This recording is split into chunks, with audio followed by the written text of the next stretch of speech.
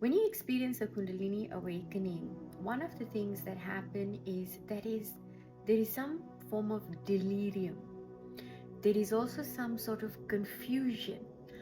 There is disturbance in your energy. There is a perturbance of the mind. You might feel overwhelmed. You might feel thrown apart. Life falls apart. Lots of different things happen to us. Energy can be spent in many, many ways.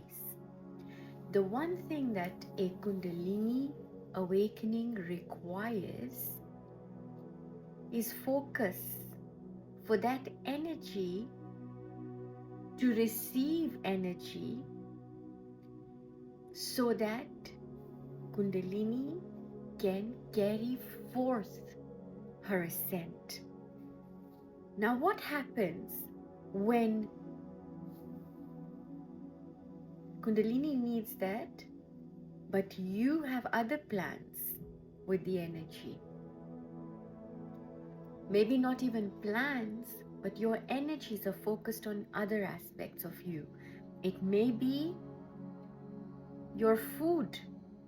It may be that you're unable to listen or tune into your body's intelligence and see what your body now requires. For example, you might be pure vegetarian, you might be vegan, and suddenly your body craves protein. But because of your belief attached to being vegetarian, if you do have a belief, if you don't have a belief, then it will be a different case. Chances are you might actually tune into your body's intelligence and give the body what it needs. When you have that sort of resistance, Kundalini won't get what she needs to make her ascent. This is where we say our nervous system starts to become compromised, when what Kundalini needs and wants is at loggerheads with your needs and wants, which are based on the concept of who I am. It's based on a conceptualized version of self, a sense of self that is limited to the sensory experience as opposed to the extrasensory experience. Apart from the eating, when Kundalini starts to awaken, when she's stirring, for some of you, this might feel like an intense sexual energy.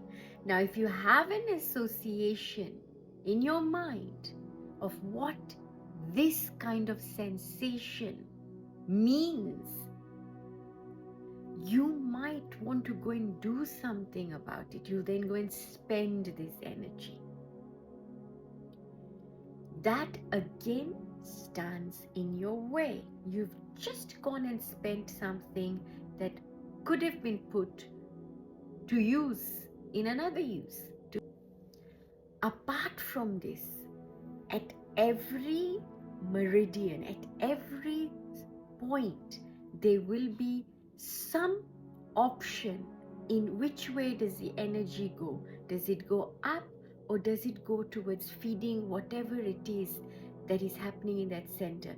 One of the other things is, if we've got stored trauma, if we've got healing to happen, our energies go towards that. That healing that is happening, that is an essential part that must happen so that our nervous system is repaired as Kundalini makes her ascent. Out of trauma, as a result of a false persona, you find yourself in push and pull relationships.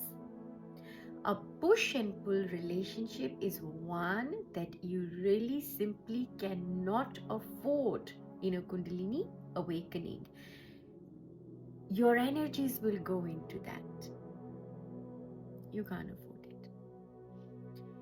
Another way is when you're going one way, your intuition or your inner guidance is telling you, no, get out of that job, get out of that situation or that relationship or that belief or that community.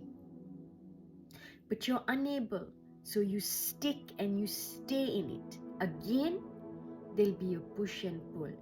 Now, when we have this discord between Kundalini and the conceptualized version of self that you also contain, your body starts to show it in different ways.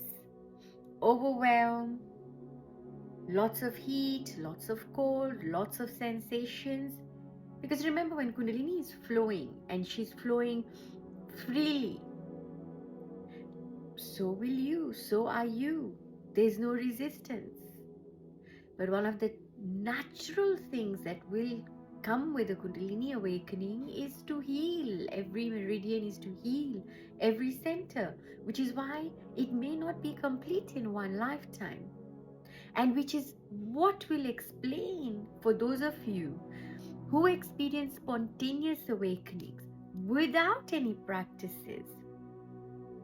You will have had enough pressure built up inside of you, and you might find that you are merely continuing where you left off. But you will still have to work out all else that you've been impressed upon with.